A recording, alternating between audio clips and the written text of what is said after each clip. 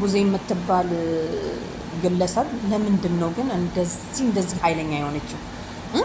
ለማንኛውም ወደ ፍርድ ቤት ወስደን ዳኛ ልናረጋት ትንሽ ነው የቀረን። ሰላም ጤና ይስጥልኝ እንግዲህ የተከበራችሁ ቤተሰቦች እንዴት ናችሁ? እኔ ያለው ይመስገን። እንግዲህ የኔ ሄርሜላ ጉዳይ እንደቀጠለ ነው እንደምታዩት። ምክንያቱም ሄርሜላ እንግዲህ አሁን በዚህ ሰዓት ያለችው ከአብርሽ ጋር ፈታ እያለች ምናምን ነገር እንደሆነ ይገመታል። እና ምን ለማለት ፈልጌ መሰላችሁ፣ ቡዜ ጀግና ናት ብዬ ነበር ከዚህም በፊትማ። በቃ ቆራት ሴት ማለት ልክ እንዳንቺ አይነት ነው።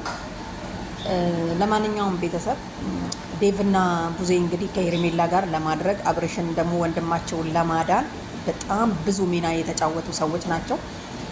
እንደዚሁም ደግሞ ኤፍሬምና ሩታ ደግሞ ያው እንግዲህ እንዳያችሁት ነው። ኤፊ ደግሞ እዚህ ጋር በጣም ያሳቀኝ ነገር ምን እንደሆነ ታውቃላችሁ? የሩታ እኔ የሄርሜላ ደጋፊ ነኝ፣ እናንተ የሩታ ደጋፊዎች እኔን 1000 ላይ ካስገባችሁኝ እኔ ወደ ሩታ እገለበጣለሁ ባንዴ ብሏል ማለት ነው። እና ያሳቀኝ እንትን ነው። ለማንኛውም ያው እንግዲህ ሙሉለትና ወደ መራጩ ትክክለኛ መንገድ ነው የሚለውን መንገድ ይይዛል ማለት ነው። እኔ ግን አይደለም 10,000 ብታረጉኝ ራሱ ከሄርሜላ ጎን ነኝ። ምክንያቱም ሄርሜላ ትክክል መንገድ ላይ ስለሆነች ሌሎቹ መበቀል ላይ ስላሉ ማለት ነው። ለምሳሌ ኤፍሬም ያው እንደሚወዳት ታውቃላችሁ፣ ይበቀላታል።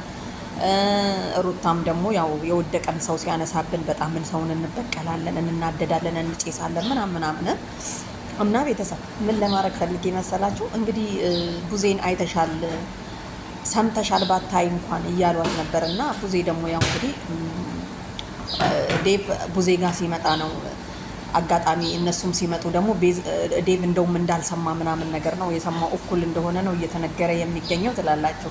ሲቀጥል ኤፍሬም ያው ምንም ጥርጥር የለውም ምንም ነገር አሁን በትክክለኛ መንገድ ሁላችሁም ገባችሁ። ኤፍሬም እሷን እንደሚወድ ለወንድሙ እንዳልሆነ ከወንድሙ አለያይቶ ከእሷ ጋር ፍቅር ለመጀመር እያደረገ ያለው መንገድ ሁሉም ሰው አሁን ተገለጸለት። ምክንያቱም የተገለጸው መቼ እንደሆነ ታውቃላችሁ? ልሳምሽ አንዴ ሰው የለም አብርሽ የለም ምንም ችግር የለም ምናምን ስላለ ማለት ነው። ግን እኔ አይታችኋል፣ አንዳንዶቻችሁ ገና ልሳምሽ ሳይል ኤፍሬም ከሷ የሆነ ነገር እንደሚፈልግና ድሮም እንደሚወዳት አለ አይደለ? እንደዛ አይነት ነገር እንዳለ ያስታውቅበት ነበረ። ምክንያቱም ለወንድሙ እንዲህ ተቆርቁሮ ተፋቅረው አብረው ራሱ ወድሻለሁ ብሎ ቀለበት ላደረገላት ልጅ አውልቅላትና ስጣት ማለት ይሄ ምን ማለት ነው? አያችኋል እንግዲህ ከታች እስከ ላይ የገላመጠ አይኑ ሲንከራተት። ለማንኛውም ቤተሰብ ማለት ነው በጣም ተመችቶኛል። ሄርሜላ ደግሞ እንግዲህ አብርሽን እርግጠኛ ነኝ ጸበልም ይሁን ሐኪምም ይሁን የትም ብቻ መፈወሻ ወስዳ አስፈውሳው። አው እኔ ምን እንደወሰደኝ ራሱ ሩታና ኤፍሬም ጋር አላቅም በምን እንደሆነ። እኔ እኮ ወድሻለሁ ቀለበቱን አምጥቼ በቃ አንቺ ያረግልሻለሁ ምናምን ነገር እንደሚል አልጠራጠርም። እና ቡዜ ደግሞ ከጎኗ ስለሆነች ያው እነሱም ያውቃሉ ዴቭን ቡዜ ለሄርሜላ እንደሚያግዙ ወደ ሄርሜላ እንደሚያደሉ ለአብርሽ ብቻ እንዳልሆነ ጠንቅቃ ታውቃለች። ሩታም ኤፍሬም ለራሱ ነው ግን ሩታ አሁን ያለችበት ሁኔታ በእጇ የገባ ጊዜ መፈወሻ ቦታ ወስዳ አስፈውሳ ነፃ አድርጋ ነበረ እጇ ባይኖርበት ማለት ነው። እና ምን ለማለት ፈልጌ መሰላችሁ? እኔ እንደኔ የኔ ሀሳብ ማለት ነው አንተም እዚህ ጋር መቀባጥረው ዝም ብለህ ነው አልገባህም ማለት ነው። ለነሩታ አገዘ እንዳይመስል። እንግዲህ ምንድነው ያለችው? እስከዛሬ የት ነበርክ ብላለች ቡዜ። እስከዛሬ ስንት ውጣ ወረዶችን ስናላሳልፍ ከጎናችን የለም። ያም ሆነ የሩታ ጋር ከሆነ ሄርሜላ ጋር ከሆነ በቃ ይቀመጥ ችግር የለውም ሰላም እንደሚያገኝ እንደሚፈወስ አውቃለሁ ብላለች። እርግጠኛ ነኝ ያው ቡዜና ዴቭ ደግሞ ስለሚደግፏት አብረው ሐኪም ቤት ወስደው ነፃ ሊያደርጉት ይችላሉ። ምክንያቱም ሩታ እሷ ጋር መኖሩን ብቻ ነው እንጂ ይመመው አይማማው ያለችውን ብቻ እሺ በላት በቃ። አብርሽና ይጎተታል፣ ተቀመጥ ይጎተታል። እንዲህ አይነት ደግሞ ባልና ሚስትኛ አይተናናቅም፣ ወደፊትም አይኖርም። ምክንያቱም ወንድና ሴት እኩል ነው ይባላል እንጂ በሴት ስር ቁጭ በልና ታዘዝ የተባለ ወንድ የለም።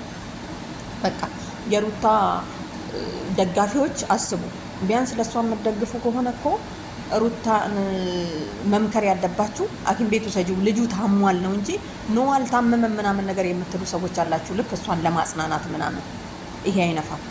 አዎ ትክክለኛ መንገድ ያሉት አሁን እነ ቡዜና ዴቭ ናቸው። አብዛኛውን ደግሞ ቡዜ በቃ በወኔ ነው የምትናገረው፣ ኮንፊደንሷ ምናምን ነገር እንዴት አባቱ እንደሚያምር ምክንያቱም ስለዚህ ስልጣን ይሰጣት ብዬ እንደውም እኔ ሀሳብ ማለት ነው እቺ ሰው ስልጣን ቢሰጣት እንዴት አድርጋ እንደምመራ ታየኝ። ምክንያቱም ከአንጀቷ ከልቧ ከውስጧ መርምራ ስለምትናገር ማለት ነው። አያችሁ አይደል? አትፈራም አታፍርም። በቃ ጎበዝ ናት። እና ኤፍሬም ያው ተነቅቶብሻል፣ ምንም ማድረግ አትችይም። ከእንግዲህ በኋላ ያው እንግዲህ አታገኛትም። ምክንያቱም እሷ የምትወደው እሱን ነው፣ አንተም ደግሞ የምትወዳት እሷን ነው። ስለዚህ ሲጀመር የሚወዳደድ ሰው እኮ ተገናኝቶ አያውቅም ብለህ ነበር አንተ ራሱ። ግን ደግሞ ይደብራል። ከወንድም ሚስት ላይ ይሄ አይነት እኮ ባህል ራሱ የለም። እንዴት ነው የወንድምህን ሚስት ለራስህ ለማድረግ ልሳምሽ? ኧረ ሼም ነው። ለካ ቀለበቱ ለዋ ላይ ስላለ ነበር ሼም የያዘህ ማለት ነው። መጀመሪያ አብርሽ ሳይሄድ የት ነበር? መጀመሪያ ማለት ነው ልጅቷ ብቻዋን እያለች ሲንግል እያለች ማለት ነው። ስለዚህ አብርሻውን ሲንግል ሆኖ ነው ያገኛት።